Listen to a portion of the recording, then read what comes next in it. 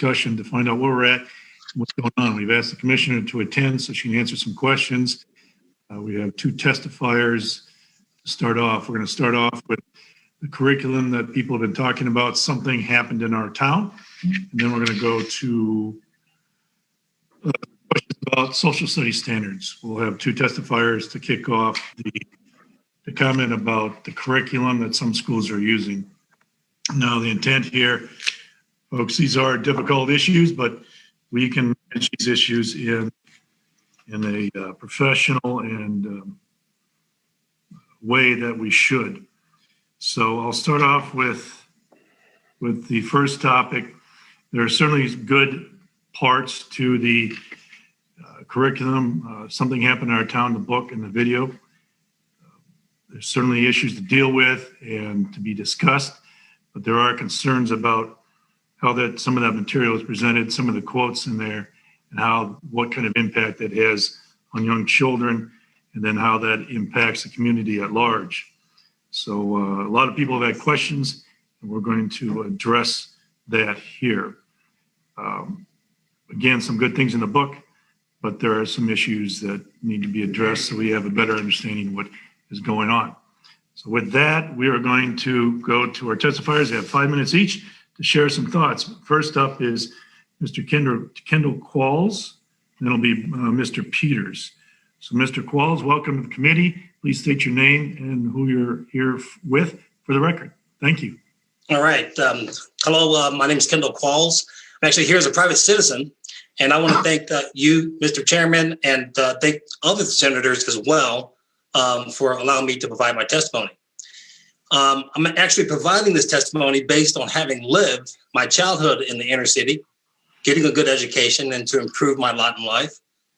And I don't mean that I'm no longer affected by that. I actually have extended family members that are still living in the conditions that we all know too well. Unfortunately, some of these people have perished in their ways. So this is near and dear to me in my personal life.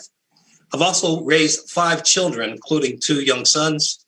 In our environment as young men of color, they have to deal with just interacting with not just the public, but also police officers as well. So I'm giving you that as a backdrop for my statement.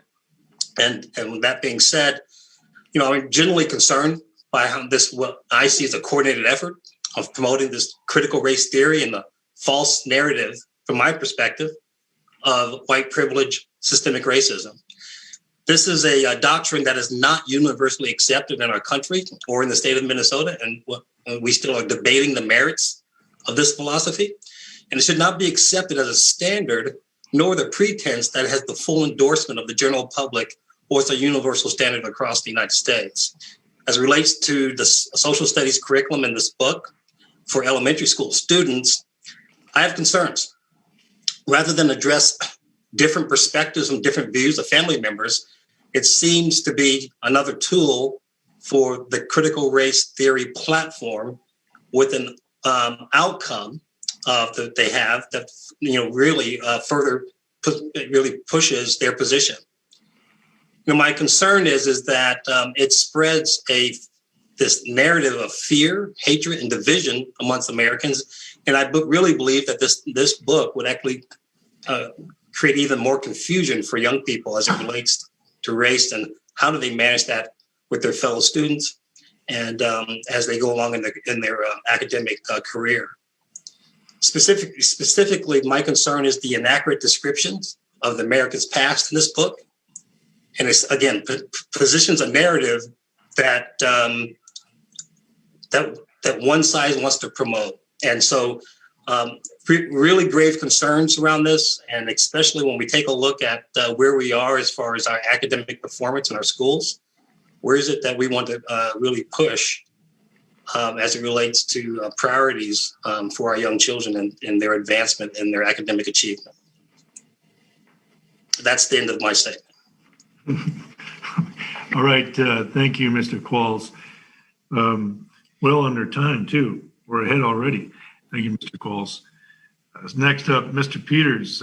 Welcome to the committee. Mr. Peters, please state your name and who you're with for the record. Thank you. Welcome. Hi, good afternoon, Chair Chamberlain and members of the committee. My name is Brian Peters. I'm the Executive Director of the Minnesota Police and Peace Officers Association. We represent over 10,500 public safety professionals around the state, as well as 200 retired members. I know that as part of your packet, you have a letter that I submitted by a gentleman by the name of Jai Hansen. Jai is a police officer here in the Metro. I've known him for over 10 years.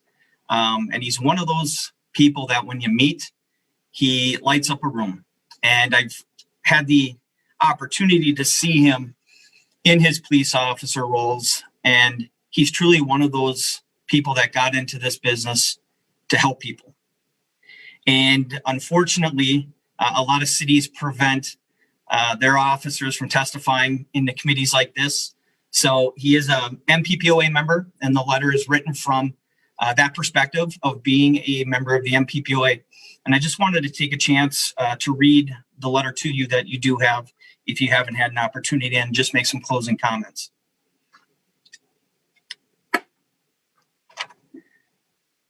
I am writing to express my concerns over the book Something Happened in Our Town, a child's story about racial injustice. Over the last 14 years as a police officer, I've seen firsthand how law enforcement relationships with the communities we serve have been strained. As a person of color, it's disheartening, yet understandable, to see the tension mount specifically within our minority communities. Having grown up just 3 miles away from where George Floyd died, I am not naive to the fact we as law enforcement have barriers that need to be addressed. I also am aware that with what was presented in the book may be reality for certain people in our communities. Regardless of it being valid or not, I, along with the majority of officers in the state, work very hard on a daily basis to correct the narrative and hopefully help remove those barriers. Having this book be a part of the curriculum taught to 9-year-olds without any dialogue or discussion with teachers make it hard to remove those barriers for us who wear the uniform every day. Simply put, I do not feel this book is appropriate for 4th graders without any guidance. The thought of having a young child of a different race be afraid to come to an officer for help in a domestic situation, or because they were just assaulted, because of what they learned from this book, is disturbing. This book undercuts work police officers do on a daily basis to improve relations within the communities we have the honor of serving. We are in a unique position in our history where we can engage in meaningful public safety reform that is long overdue and welcomed by many officers just like me. Let's have those uncomfortable and hard conversations that allow us to get to a common goal. But I respectfully request that reform be based on facts, where we do not teach demonizing police as a whole to generations to come. Sincerely, Jai Hansen. So Jai, when he got on social media to start the dialogue about this book, he was attacked. He had complaints mounted against him, and it was kind of one of those things where he really didn't expect it, because he's the type of person that really likes to have this dialogue. And when it was brought to the attention of the MPPOA, we wrote a letter to Governor Walz back in October. And in that letter, we stated, the language in this book leaves the impression unchecked that police officers routinely pull over, arrest, and kill Black people without consequence. It says cops are mean to Black people or shoot them because they were Black, or police officers stick up for each other to help officers get away in doing bad things. In our opinion, this book encourages children to fear officers as unfair, violent, and racist. I was a police officer in the city of Brooklyn Center for a number of years, and I too was one of those officers that took advantage anytime that I could to engage with our youth, whether it was participating in Big Brothers and Big Sisters in the elementary school, or just going up to the community center to shoot some basketball with high school kids to break down those stereotypes. I'm not here to say that these conversations shouldn't take place. I'm here to say that, in my opinion, this leaves an impression with kids that are 9 years old. And it's very difficult to think that officers, and the vast majority of officers who are out there doing very good things, now have this to deal with. Another barrier that may prevent that positive interaction. And I just think we need to have the dialogue. And we were just surprised how a book like this could be taught without having that dialogue first. So I know that you're here to discuss this today. I'm certainly here to be part of the solution and not part of the problem. But what I leave you with, and I know education is one of those tough legislative issues that have been going on for decades. Just know that every police officer that is going to put on the uniform tonight or is currently working right now, unfortunately, they kind of get the byproduct of government not being able to really tackle some of these tough issues, whether it's mental health, whether it's a lack of education, whether it's substance abuse. We expect our police officers to try to correct that interaction in a matter of minutes, and it simply can't be done. And having a book like this taught to very young, impressionable kids, I think only makes that issue harder. So with that ends my testimony, Chair Chamberlain. Thank you, Mr. Peters. Thank you very much, Mr. Peters and Mr. Walz. So here's how we're going to try to do this as fair as possible, members. We are going to try to get through this. So, as I mentioned to Senator Uyghur and Senator Isaacson earlier, everybody will get, will be 9 questions. We'll try to get them all out, 1 per member. We're going to try to get that question out in about a minute, give the commissioner a couple of minutes to answer. Commissioner, I just hope you can help us out and get to the questions as quickly as possible so we can move on as quickly as possible. And I've asked members to keep their questions and comments direct and brief and civil. So we're going to start in this case. Senator Uyghur said go alphabetical. We'll go 1 from the minority, then 1 from the majority. So we'll start with Senator Swedinsky. You are top of the alphabet. So go ahead with your question for the commissioner regarding this book. Thank you. Yeah. Hey, thank you, Mr. Chair. When did CH come before CW? I might add.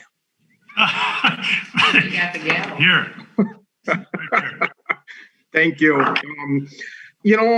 This is fascinating. I read the book this weekend, and I'm not even sure if I do have a question for the commissioner. My question might be for the committee more so, but teaching controversial issues is never easy. In fact, I would say I applaud grade school teachers that even attempt to raise some of these issues to further debate and dialogue and discussion in our youth.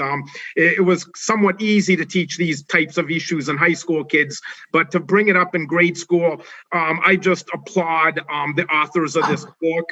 I think the book raises a lot of different viewpoints. I think it's easy to focus on just one viewpoint that the book might propose. But nonetheless, if you read the book in its totality, I think it's good. It's a good wide spectrum of issues that can come up. But the only, because academic freedom is so vital to education. And I guess my question isn't for the commissioner, but it is for the committee.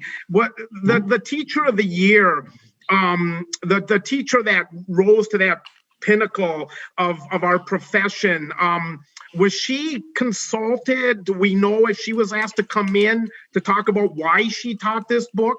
So I maybe the commissioner does know the answer to that question. Well, I don't know.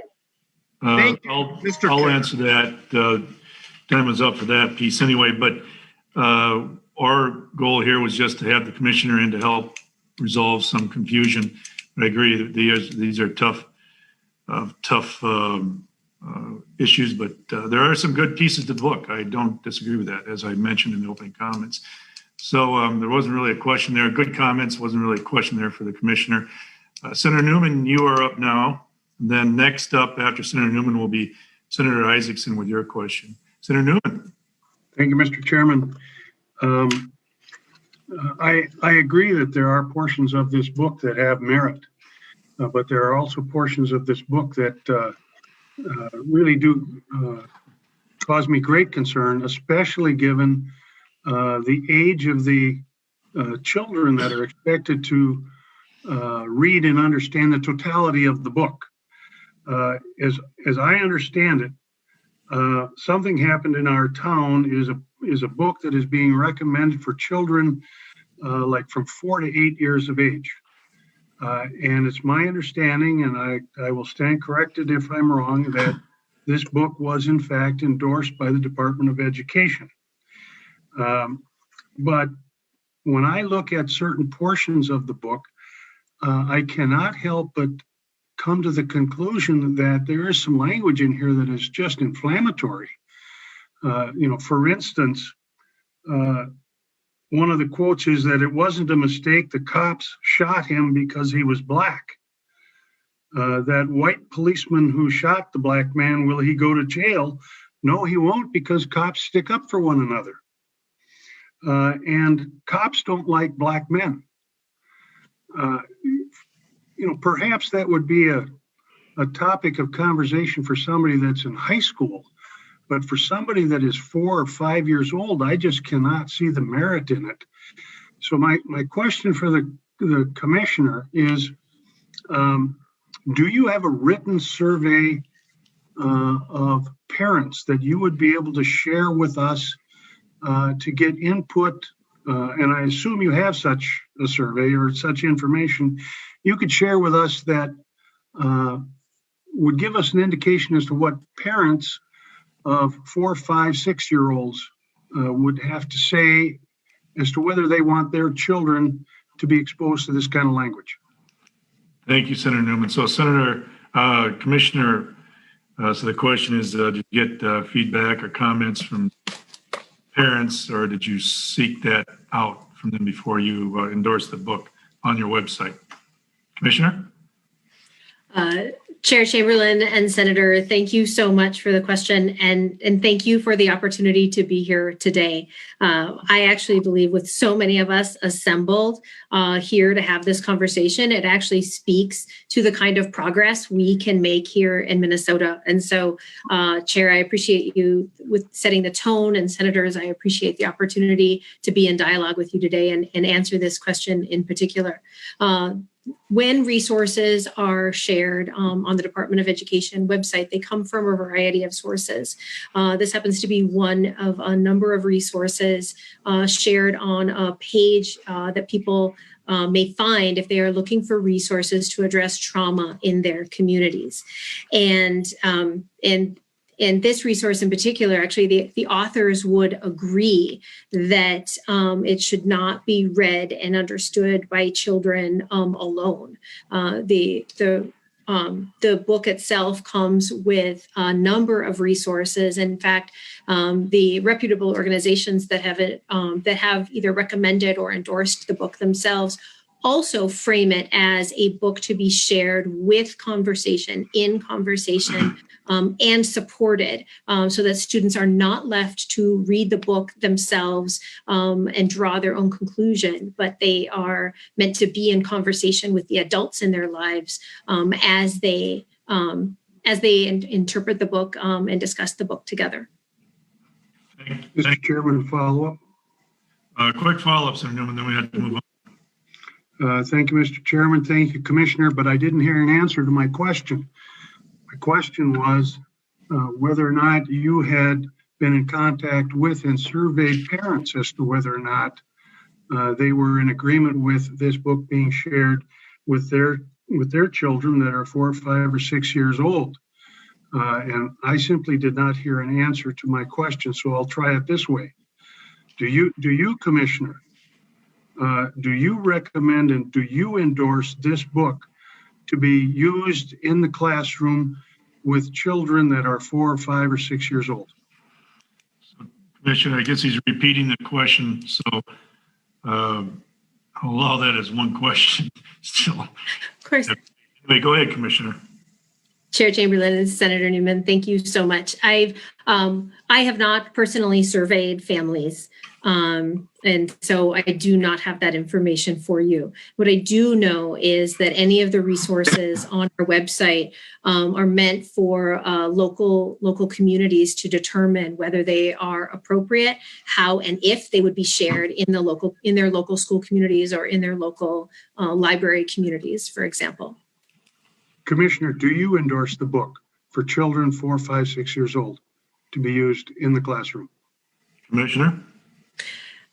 Chair Chamberlain, Senator Newman, I could see appropriate uses for the book, and I would want to speak with the community in which they would be interested in determining whether that book is the right fit for the lessons they're teaching and the conversations they want to have in community. Okay. Thank you, Commissioner. Mr. Chairman, just so that there's no misunderstanding, I once again heard a non-answer. Mr. Chair, we're way over a minute here, aren't we? Yeah. No, we're moved. Yeah, thank you, Senator Newman, Senator Isaacson. Yeah, Senator Newman noted. So Senator Isaacson, you're up, and then on deck is Senator Eichhorn. So Senator Isaacson, you may go ahead. Thank you, Mr. Chair, and I appreciate your efforts to talk about this issue. I do want to note that short of his personal comments, I don't think that anything Kendall, I forget his Laqualis said, was accurate or truthful about critical race theory and the existence of white privilege. And I want to make sure we're clear about that. There is no doubt, and the proof is beyond doubt about the existence of that stuff. And so, and I want to point out that the book does talk about some tough things, and I don't think it's mutually exclusive that one can be supportive of police officers getting what they need to be successful in their job and be supportive of the real lived experience of African Americans in our communities. And this book speaks to the real lived experiences, right? And that's important. And to pretend like it doesn't, or say that they shouldn't hear this when they're already having those conversations, I think is a bit disingenuous, right? Because this is a real thing people go through. And I don't understand why we would equivocate on that. I'm not saying it's easy or fun. You know, I have to teach classes where I have to talk about things that I don't like talking about. But the reality is those things are out there and they're a part of our lived reality. Now, if they were just making stuff up, yeah, that'd be a problem. But the fact that people think the way people in this book talk and having a constructive conversation, which is what this book does show, right, is super important. So I really hope we'll be thoughtful about that moving forward. And I think this is a good book with the proper instruction for kids to use. And so to help open up that conversation, create an honest dialogue, and have a real conversation. That's all I really wanted to say. Thank you, Mr. Chair. Thank you, Senator Isaacson. Okay, thank you. This is all good to talk about. Senator Eichhorn, you're up. Thank you, Chair Chamberlain. And first of all, I want to say thank you to Kendall Qualls for coming to talk. I find it rather troubling that we're saying his testimony is lying. I mean, who are myself or Senator Isaacson to tell a black man what his experience was like? I mean, if we believe in the white privilege, Senator Isaacson and I obviously have more privilege in that realm. So I find it rather frustrating that you would say that about Mr. Qualls. I mean, he came here today to tell us his story. And so I just wanted to get that out there. It's a little bit frustrating that you'd make that kind of comment. Commissioner, for you, I share Senator Newman's sentiments that this book is troubling. I have elementary school age students, and it makes me sad to see that we're pushing a book as a department that really demonizes police. I mean, if you flip the script, I mean, you could go online and find plenty of scenarios where there's misconduct by teachers. What if this book was written from the realm that said teachers are bad? I wouldn't want that either, because 99% are better if teachers are good, just like 99% are better if police officers are good and their hearts are in the right place. So I have two kind of questions. You know, Commissioner, if one officer is bad or all bad, because that seems to be the premise here of this book. And then to reiterate Senator Newman's question, do you, or as the department, do you guys endorse this book for use for elementary school kids? I would also like to know that answer. Thank you, Mr. Chairman. Thank you, Senator Eichhorn. Commissioner, you're up. Thank you, Chair Chamberlain and Senator Eichhorn. Thank you so much for your questions. And I will first state that this is one piece, one resource in a section. is where a number of resources are listed in addressing trauma in communities. And any one item viewed in isolation doesn't paint a picture of any resource in and of itself. And so the entire body of resources to address trauma are materials and resources we have on hand if school communities would like to use them. And so there is nothing mandatory in that section. It's really if school communities are looking for additional resources that they need to supplement perhaps their own resources they have to address any trauma in their community is experiencing. And so it's one of a number of resources on a page that addresses trauma. Thank you, Commissioner. Senator Kunish, you're up, and then on deck is Senator Coleman. So Senator Kunish now, and on deck is Senator Coleman. Senator Kunish, you have a question, comment? Good afternoon, and appreciate this conversation. These are the kind of conversations that we have as teachers, and as an educator and a library media specialist myself for 25 years, I appreciate the fact that we're amplifying the value of using current and timely literature in order to address and bring center what our students have questions about. And little kids have these questions.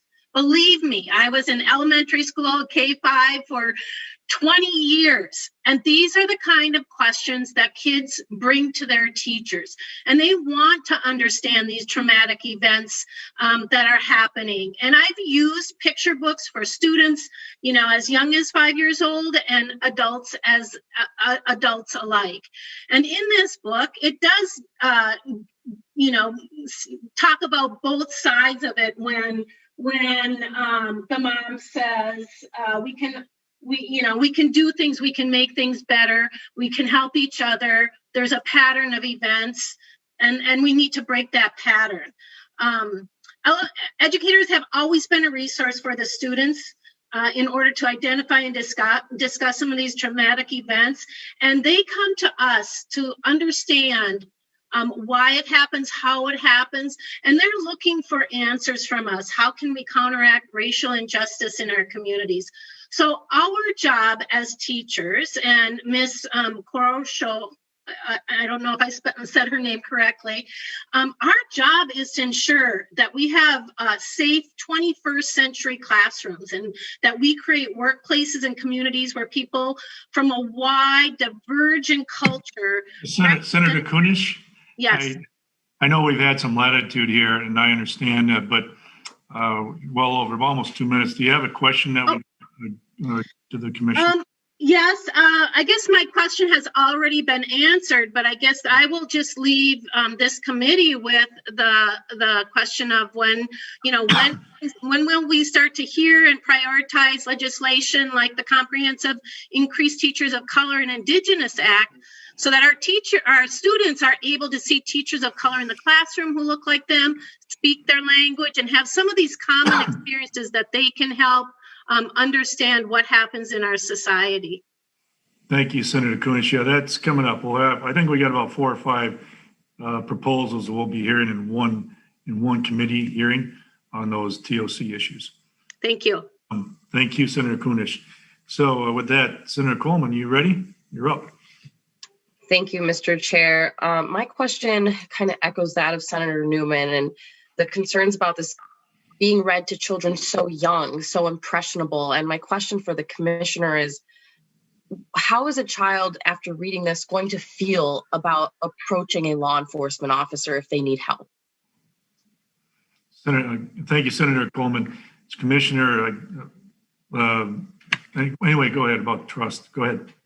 Yeah, Chair Chamberlain and Senator Coleman, thank you so much for asking.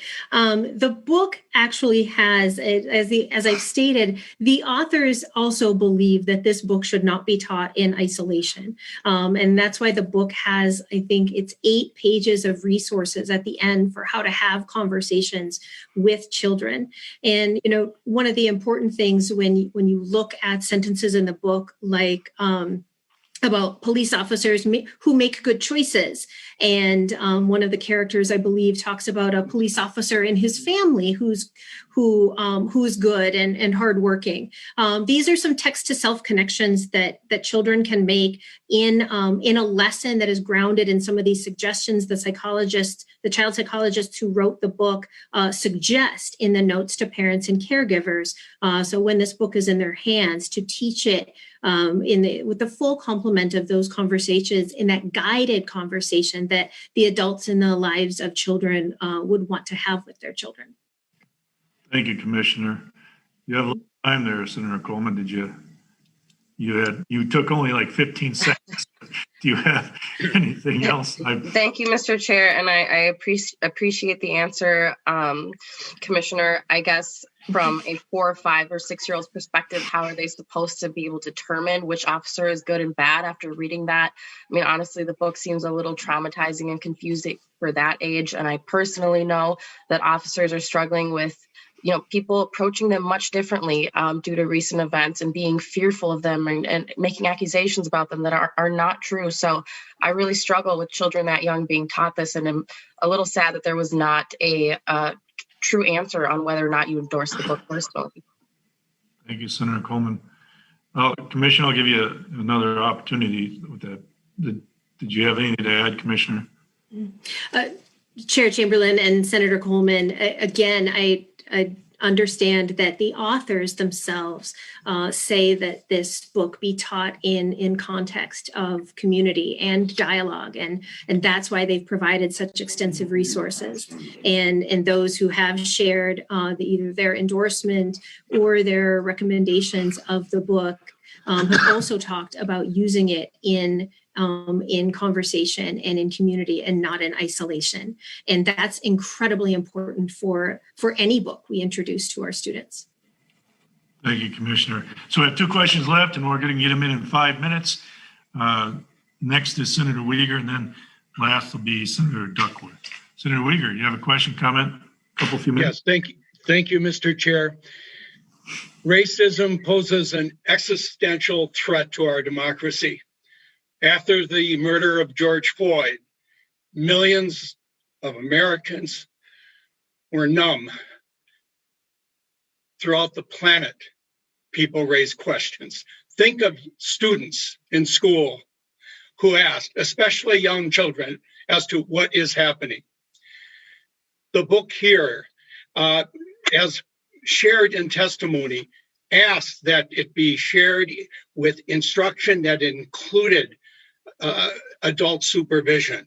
That's a part of the disclaimer to involve with that. It's not read in isolation. Moreover, it is optional if the district, there are many other options available to them as well. I want to point out there are so many groups that have endorsed this as an option. The U.S. Catholic calls it required reading for the Black Catholic syllabus. It's endorsed by the Christian Century. Talk to white kids about what whiteness means. I could give you at least 10 other groups that have endorsed this. For the officer expressing the concern, I want you to know that the book, from what I was told and what I see actually, it has additional language. As Paul Harvey said, what's the rest of the story? It says, there are many cops, black and white, who make good choices. Put it all in context and then have the adult supervision involved as well. I don't have a question other than to reiterate the need that we work together to combat racism. It's an existential threat. And that we look at a number of ways together to hire more teachers of color, to express more diversity, and get to this problem in a bipartisan manner. Thank you, Mr. Chair. Thank you, Senator Uyghur. So last is Senator Duckworth. Thank you, Mr. Chair. I just want to say that Senator Uyghur's sentiments, specifically in regard to combating racism, are very well stated. I appreciate his passion. Mr. Chair, I have 2 just quick yes or no questions, and then one that requires a little bit longer of an answer for the commissioner. So first, Does MDE recommend any other books that are critical of a specific profession? Commissioner? Chair Chamberlain, Senator Duckworth, I don't know all of the Fair books under. Sorry, thank you. No, that's okay. Fair enough. The follow-up question to that would be, does MDE frequently recommend books at the elementary level that come with a disclaimer?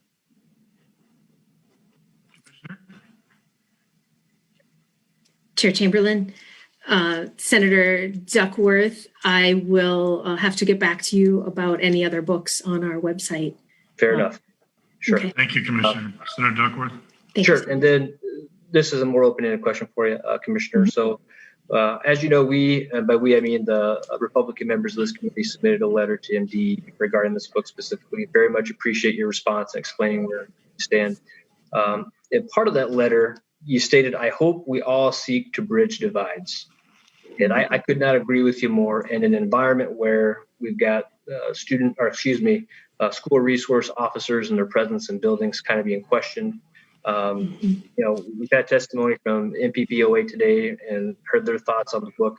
I've got a 3 and a 4-year-old. They kind of think in terms of good guys and bad guys. I'm just curious, based on the conversation that we have been having, do you think that this sort of a book really begins to bridge those divides that we're experiencing right now in our society that we really need to combat? Commissioner? Chair Chamberlain and Senator Duckworth, I really appreciate that question, because actually one of the things you pointed out was something that the child psychologists who wrote this book also mentioned in their preparation, their notes to parents and caregivers, and that is that young children very often see things in sort of that one side, or that sort of binary, one side or the other, and that's why they talk extensively in their notes to parents and caregivers about introducing concepts of multidimensional thinking to children, because that's a way to help them. It's a way to developmentally appropriately help them grow and help them interact with the book in a way that does not draw simple conclusions. And particularly some of the troubling conclusions we expressed today that people don't want children to draw if they were to read this book in isolation without any of that context around it. And so it's one of the reasons I am so grateful that so many of us are assembled to have this conversation here today, because I truly believe that this staying in the difficult conversation is a way that we can show that we can make progress here in Minnesota. Thank you, Commissioner. Thank you, members, for having that debate and discussion. Thank you very much. So we're going to move on to the social studies, and that took about 35 minutes. That was good timing. Next one should be same, no testimonials here, just same Q&A. I've read through the current standards and the proposed standards as they've been published. Members and Commissioner, there's an old saying, warts and all, our history is not perfect. We're not saints. We are imperfect people running an imperfect country, to say the least. So warts and all kind of approach, knowledge-based approach to this, to education is important. So the second part of this is we also understand that this is a first draft, and we have approaching it that way. So we understand it is a first draft. It is a work in progress. And we have that in mind when we ask the questions, both R's and D's. So as we move forward, that is in mind. So I appreciate your indulgence, members and commissioners. So first question to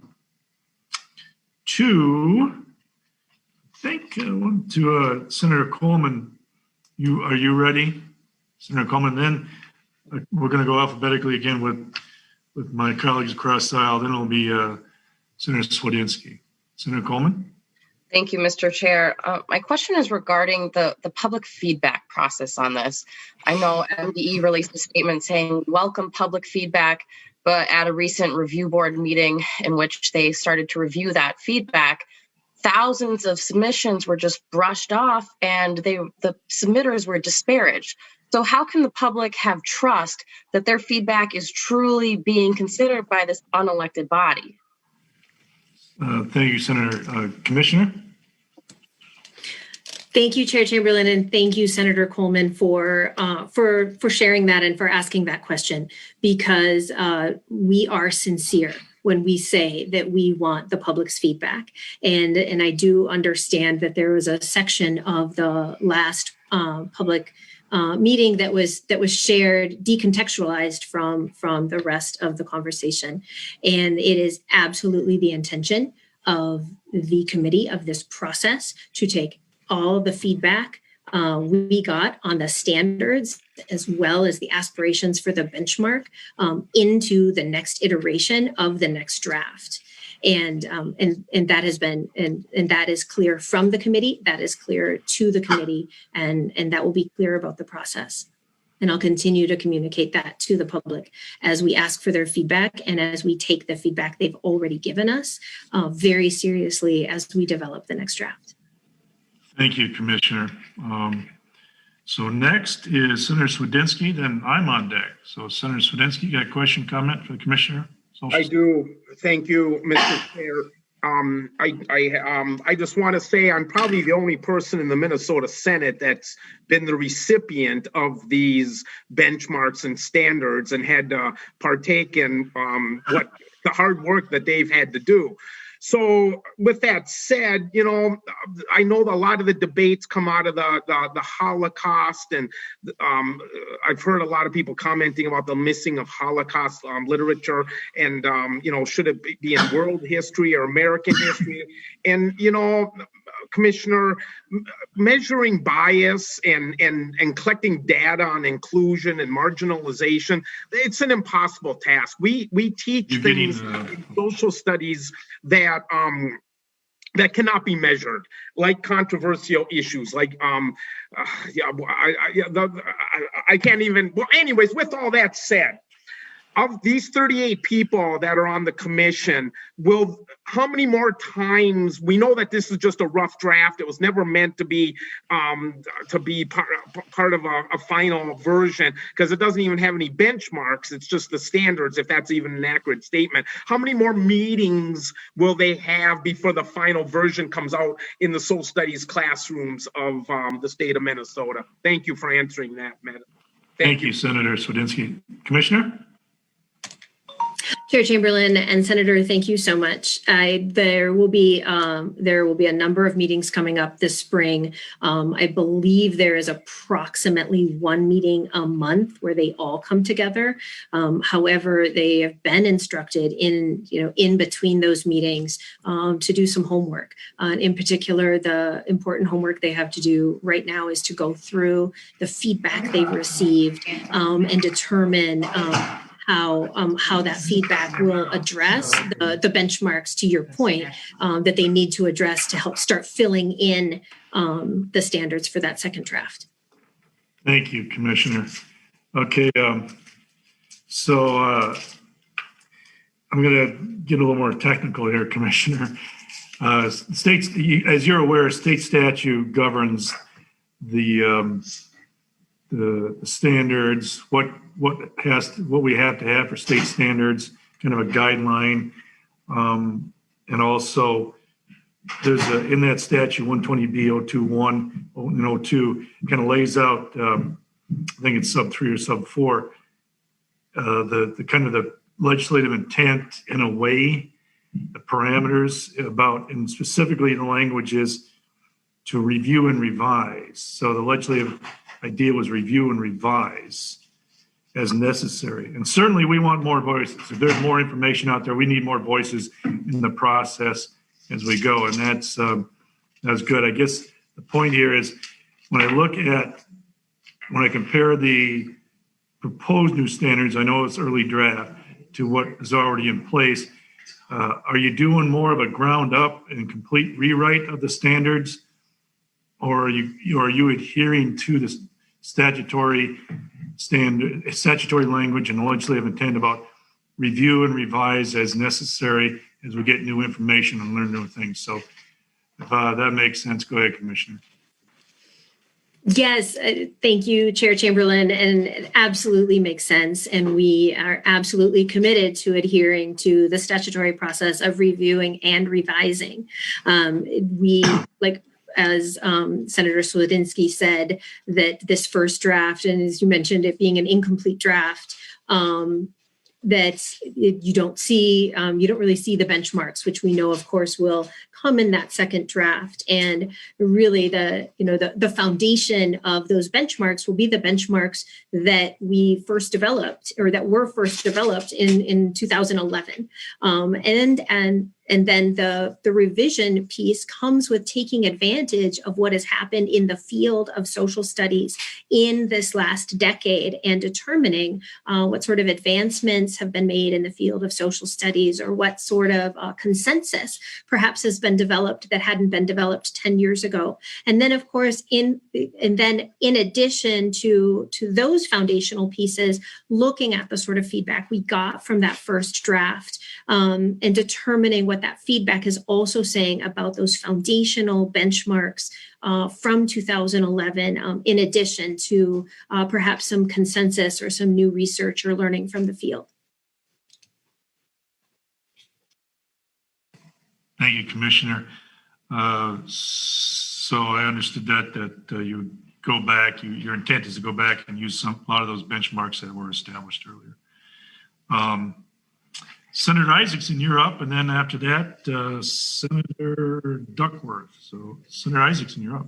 Well, thank you. And I think this is a good conversation, and I'm glad we're having the chance to talk about this. And I want to compliment the administration for how open and transparent they've been about what we're doing. And I thought you were going to compliment me. Roger, I think you look fantastic today, and I hope you don't feel objected when I say that.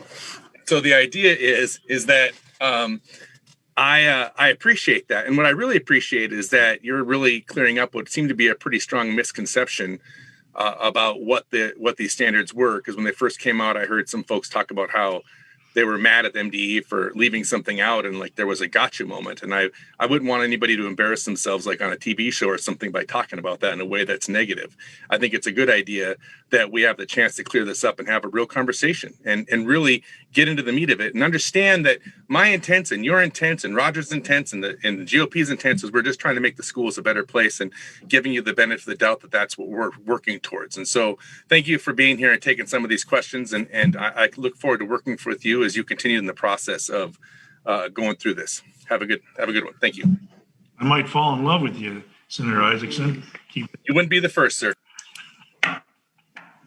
So next up, Senator Duckworth, you're up.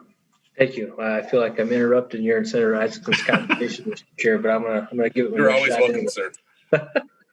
Well, again, thank you, Commissioner, for being with us today. Obviously, an important discussion and conversation. I may not have, I have no experience teaching these benchmarks, but I've certainly lived them as a student and as a product of Minnesota Public Schools. And I can tell you, as a young man, what I learned in those schools and what I experienced, especially as it relates to the history of our country, was a very formative part of my education. And it's why I joined the military when I was 17.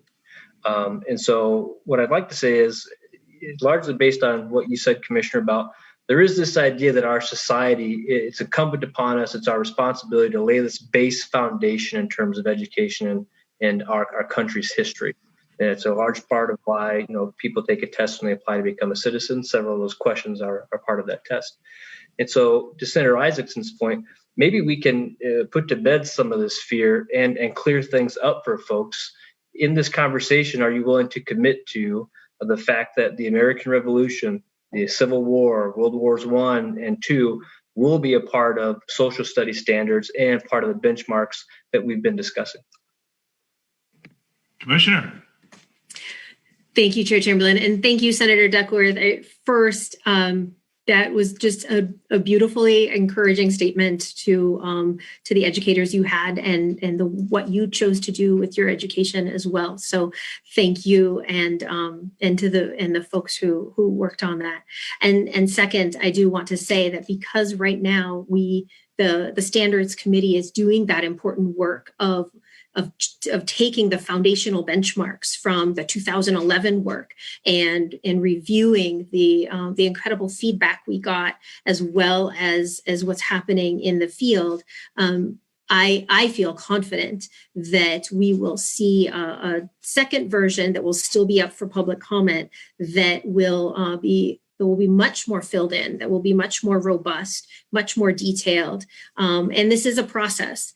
And these drafted standards are going to go to you, the Minnesota public, next, and for that feedback. And the second draft isn't even the last draft.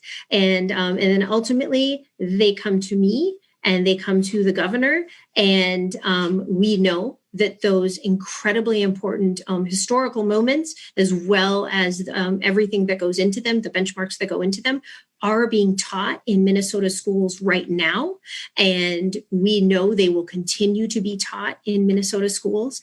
And so there are just several points where we collectively will make sure that we offer this sort of feedback to prioritize those fundamental points of history that we see as fundamental. Thank you, Commissioner.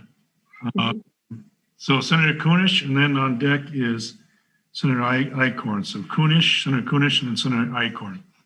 Senator Kunish, you have a question, comment for the Commissioner? Yes, good afternoon, and good afternoon, Commissioner. I just think back to my social studies classes growing up, and it was probably one of my most favorite classes ever. I loved learning about geography at different places and different cultures and cause and effect, and most definitely some of the things that folks are concerned about being left out have to be taught and have to be continued to be understood, because those things happened, and because of those things and those people, there is an effect and a cause. And it's a good lesson to learn, and I use it here in my role as a legislator. But I would like to ask you about maybe some of the things that have been missed in the past in our social studies lessons and curriculum. And would you just give us a little idea of how our cultures and our communities of the Indigenous folks of Minnesota, the Dakota, and the Anishinaabe will be included in this next version? Thank you, Senator Kunish. Senator Commissioner.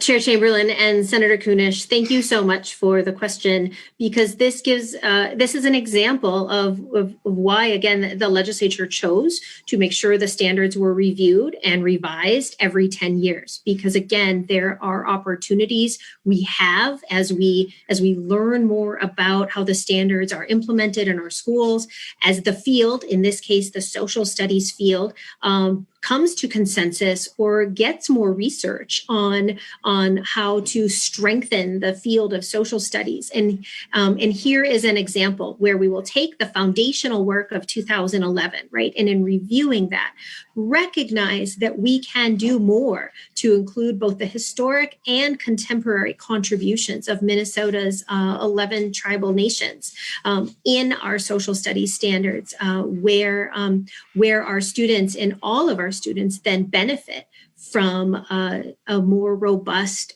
set of benchmarks, a more robust addressing of the history around us, the contemporary world around us, where students are feeling both seen and heard in the lessons that they're being taught, in the standards that have been written for their teachers to teach to. Thank you, Commissioner. And more voices are good. We're just concerned about leaving some out. So more information, stuff added to the plate, that's always a good thing. We just want to know, be assured about what's going to be in there still. So next is Senator Eichhorn, and then on deck is Senator Uyghur. Eichhorn, Uyghur, Senator Newman last. Senator Eichhorn. Thank you, Mr. Chair. And I've got a comment and then two questions for the Commissioner. The first kind of comment is I have received several emails about this. So I'm glad you're here today, Commissioner. We appreciate you being here on these important issues to clear up some misconceptions, because one of the number one things I've gotten from constituents in my district is, great, here's another reason not to send our kids back to the public school. And that's really sad. So and of course they're blaming the governor for it, not necessarily MDE, but I'm glad we're clearing up some of these misconceptions. It'll help us be able to talk with our constituents. My first question kind of piggybacks a little bit on Senator Duckworth's. And one of the things that we heard is that, the Holocaust might not get taught. Obviously, you said, oh, that was a kind of a misconception. We're going to re-include it. But what about other atrocities that have happened because of communism? Like, what about Stalin and Mao and Pol Pot and some of those that created such great atrocities? Are those going to be taught as well? Are you willing to commit that those will still be included in a part of education for students? And then the other piece is on cost. I was talking to a superintendent earlier, and he said, great, here we go, another unfunded mandate for the schools. And I said, well, that's a great point, Mr. Superintendent. Something I can certainly ask the commissioner about. Have you done studies or have any kind of knowledge about what this might cost for the average school district? He said, if we have to redo the curriculum based on, what they're seeing today, he said, we'd spend six figures just to do new curriculum for the standards as they are now in the first draft. And obviously that's, going to put a lot of schools in a tough spot. They're already in a tough spot because of COVID. So if you can address the cost side of it as well, I would also appreciate it. Thank you. Thank you, Senator Eichhorn. Commissioner, two parts there. Yes, thank you so much, Chair Chamberlain, and thank you, Senator Eichhorn. First, let me address the portion about perhaps other important events that there are members, Minnesotans who want to make sure are seen, taught to as teachers teach to these standards, or perhaps are seen in the benchmarks. And this is one of the reasons that both the foundational benchmarks from 2011, beginning with those foundational benchmarks, is so important, and why what we've learned as a social studies community, the research or the consensus that's been built in the last decade is so important. And then finally, why the public comment portion is so important. And so right now, I know the committee is looking through those 5,000 comments that came in to determine other things, like you mentioned, that perhaps Minnesotans are saying deserve attention in that second draft. And that process is meant to draw those priorities out for Minnesotans. And so we will continue working on that. And there will be an opportunity then to comment on that second draft, as Minnesotans have shared in the first draft, to see where they influence, where they help shape either the continuity from the 2011 standards and benchmarks, or again, perhaps some of the emerging consensus or research that's been coming from the social studies field. And to your point about that, about the cost and the concern, and I very much appreciate you bringing that up, because you are absolutely right that there is, that our school leaders are carrying a lot of worry right now about how to best meet the needs of students and make sure that they also are looking at any standards process for how they are going to make sure that students have the best standards and benchmarks in front of them. And they're training their educators and their school leaders on those standards and benchmarks. It's part of why the standards process has been built out, so that we at the department, working alongside our school leaders, have an understanding once a standards process is finished and it moves on to the process of adoption and then implementation, that there's a space and time to review exactly the sort of professional development it may take because of any revisions that have been introduced to the standards in that process. And taking that point of time, I think, please let's stay in conversation as the standards get closer to a final draft about what it looks like from revision to adoption to implementation, about the sort of supports our school communities may need. And really, just to take the opportunity, I welcome anyone to reach out for conversations. Chair Chamberlain, I certainly appreciate the opportunity last month to have a meeting with you about the standards. But as these questions come up, I want to be open to any of you to make sure that you have your questions answered, or if you need me to also just share information so that you can better serve your constituents as well. we're happy to be here to help you. Thank Mr. you. Chair, can I just follow up for Yeah. 10 go ahead, seconds? Senator. So, Yeah, Commissioner, 10 seconds. if there is anything on the cost side that you can share with us on the front end, if you would be willing to send that to members, not right now.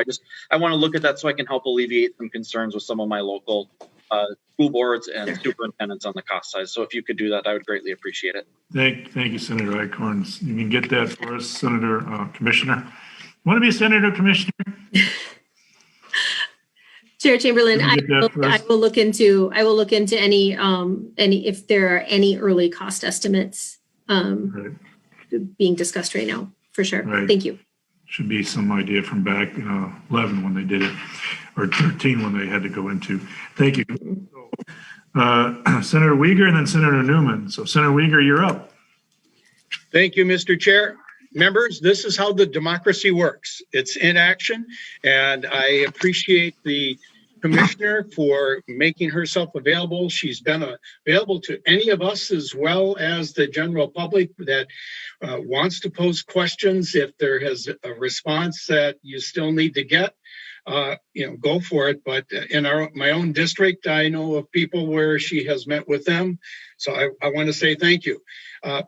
The various significant parts of our history regarding the Holocaust, World War I and II and others, obviously these are going to be a part of the continued education of students. But it made me think.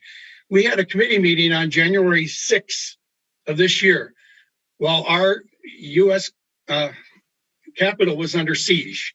And I had a question of you, Mr. Chair. Do you think this should be a part of what students learn in Minnesota about the attack on our United States Capitol?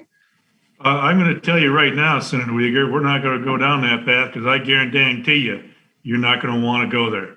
So you either ask a question or you just retract that and go back to where we were going. You don't want to go there right now. Trust me. So you have a question for the commissioner about social studies? No, Mr. Well, I won't retract the question. You don't have to answer it, but I think it's very important in terms of what's, the students learn, we can. So Senator Uyghur, is it important to know that there's still riots in DC? Is it still important to know those things too? Okay, so let's just keep on point here. So I would assume you're done. Senator Newman, you're up. Okay. Thank you, Mr. Chair. Mr. Chairman, thank you. And Commissioner, I don't have a question. I've just got a comment and a request.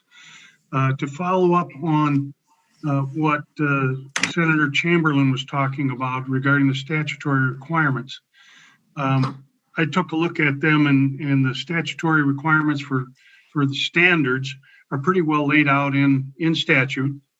And there's requirements in the various disciplines so far. And they also indicate that a fundamental understanding of those, history and civics and so forth are required by statute. And when I compare the statute to the proposal in the first draft, and I admit it's a first draft, there seems to be an awful lot of ideology involved as opposed to knowledge and understanding.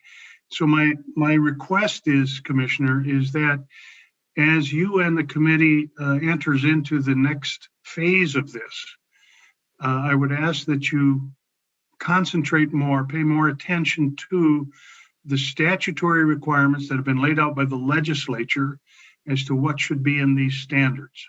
And hopefully we'll see, something quite different the next time around, and I'll be looking forward to seeing whatever you and the committee comes up with. That's all I have, Mr. Chairman. Thank you, Senator Newman.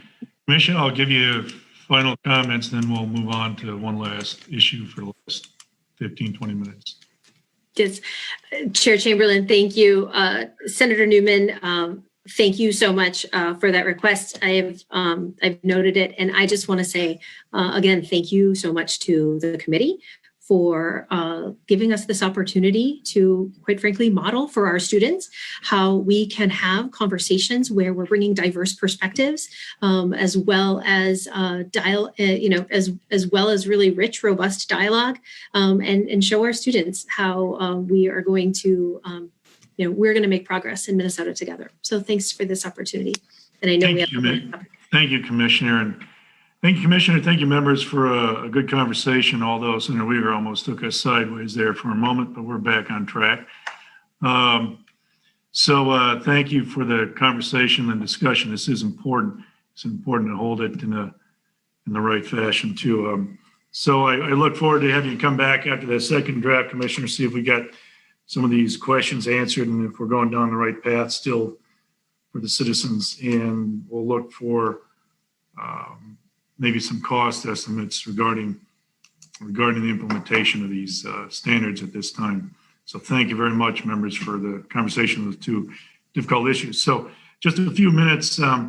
We have nothing real organized here, Commissioner, but we've been talking about getting the kids back in school. Most everybody agrees the kids need to be there. CDC and WHO and others. And I know kids are starting to file back in. I know I got stuck in some traffic today, people driving kids in because of the weather.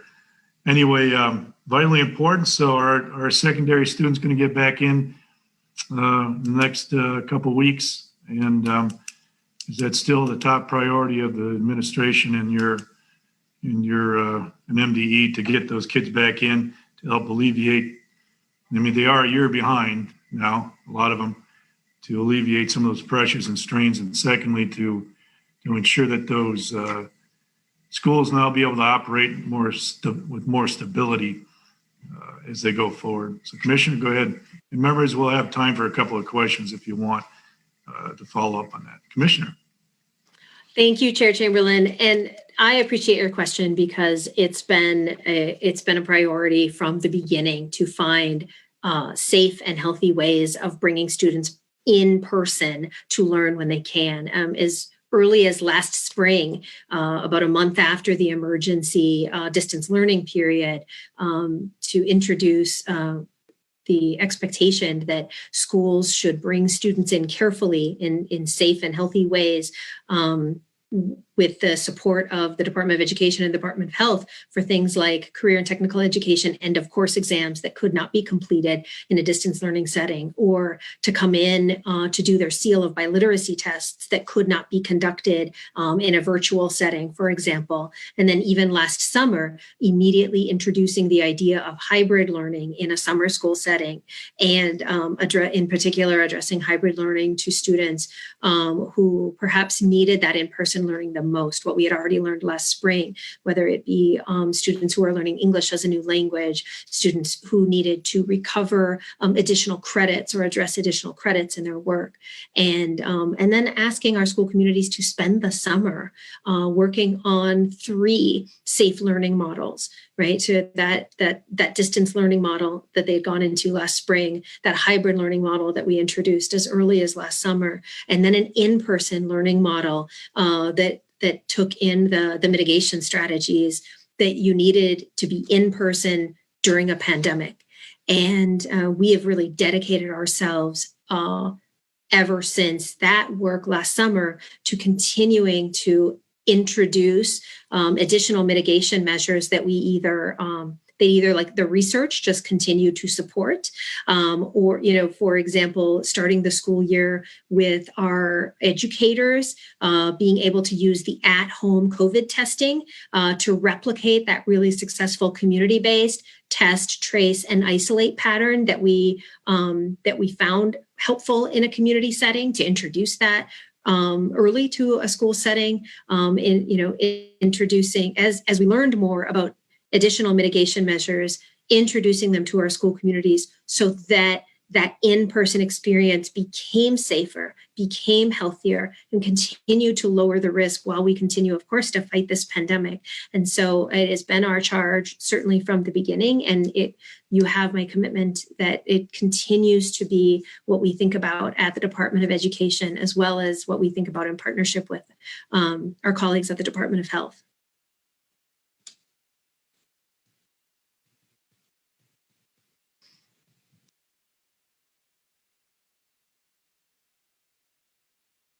You're on mute, sir. You're on mute. So, Commissioner, so will the people still be able to comment right now going forward, or does the comment comment period open up after the second draft?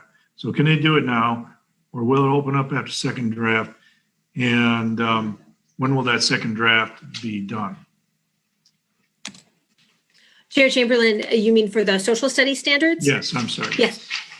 Okay. Yes, Chair Chamberlain, thank you so much. So we closed the comment period on the first draft, I believe on January 4th, after we had it open for about a month. And so the committee can go through those comments that we received. However, opportunities like this, for example, to continue to receive input are certainly helpful. And then the comment period will be reopened after that second draft is published.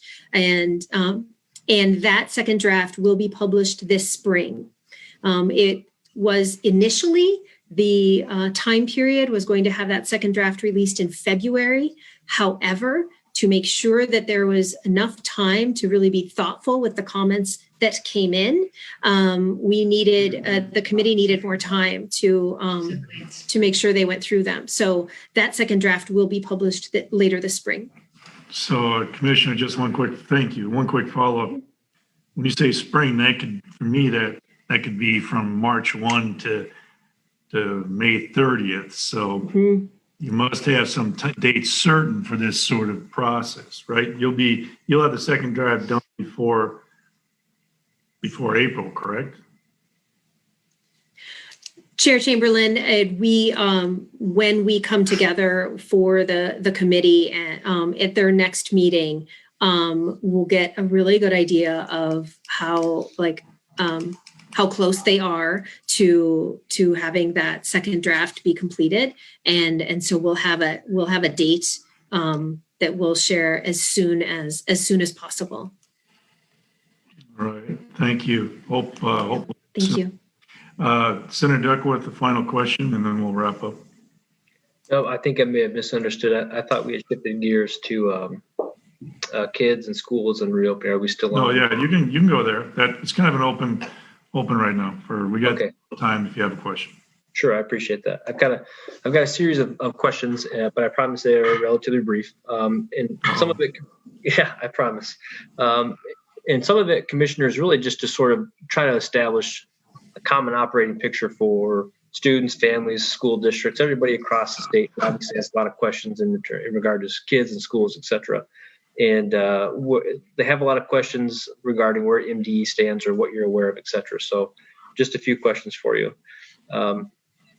Does MDE acknowledge that the CDC has said at this point that it is wise to safely get kids back in school when adhering to safety procedures, et cetera? Commissioner? Chair Chamberlain, Senator Duckworth, we pay a lot of attention. We absorb a lot of that, the CDC information, working with our colleagues at the Department of Health to make sure we know what it means for our school communities. And then we make sure to share it with our school communities as well, in ways that are really relevant to their safe learning plans as well. Okay, thank you. A follow-up question I get from families all the time is, Senator? I'm sorry, thank you, Mr. Chair. Is MDE in consultation with MDH as well also aware of some of the reports or conversations that have stated that schools have not to be a significant source of community spread pertaining to this virus? Commissioner? Chair Chamberlain, Senator Duckworth, this is also something that our colleagues at the Department of Health have been incredibly helpful for us and with us in determining not just the research that may be coming from other states or other areas, but also just being able to determine what we see in our own school communities as well, and then share that out to help build confidence in what safe learning plans look like when our school communities are choosing that in-person learning opportunity or that hybrid learning opportunity. Thank you, Commissioner. Senator Duckworth, did you have another one you said? Yes, sir. Just one more, if you'll permit it.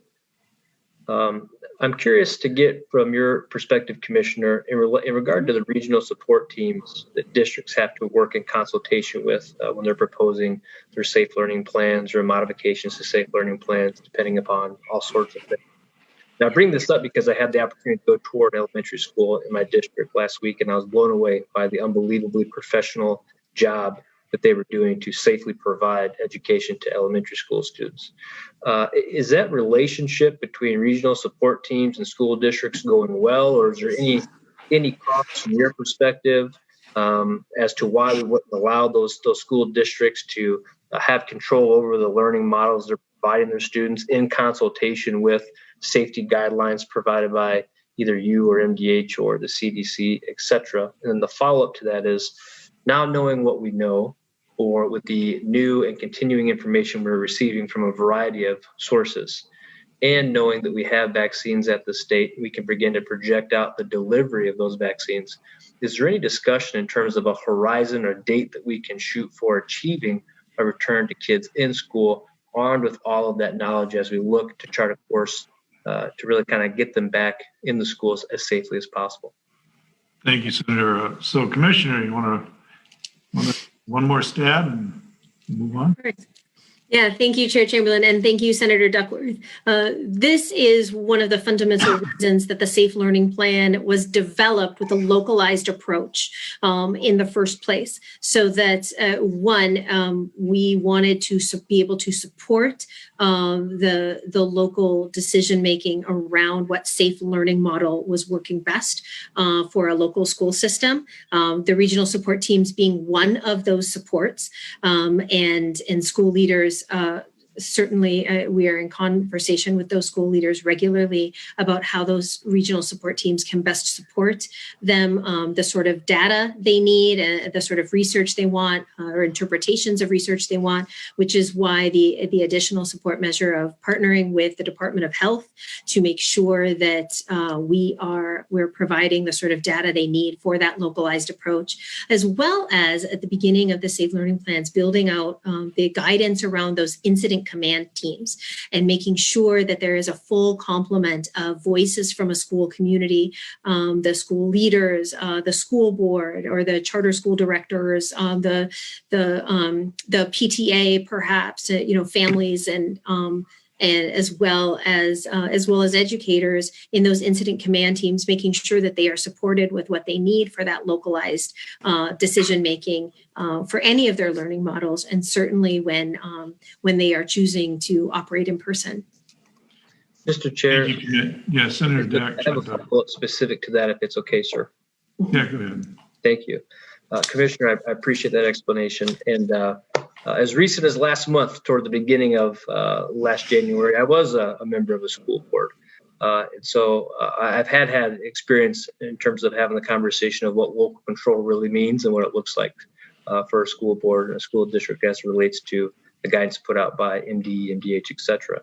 So I guess my question to you would be, whether it's you, regional support teams, whoever the appropriate authority is, are you aware of, or are there school districts out there that are asking to return students back to schools full time, whether it be at elementary, middle, or high school? They're being told no, they can't. Yeah. Chair Chamberlain and Senator Duckworth, I am not today aware of that conversation. Thank you. So we'll wrap up. Thank you, members, again, for time and patience and input. I guess I'll just say, the Commissioner, since right now I am the chair, so I will say that, there's a lot of great data out there from credible institutions and studies from around the country, around the world. And the quicker we get these, for the reason to get back to school, the quicker it can be done, the better it is for our kids and educators.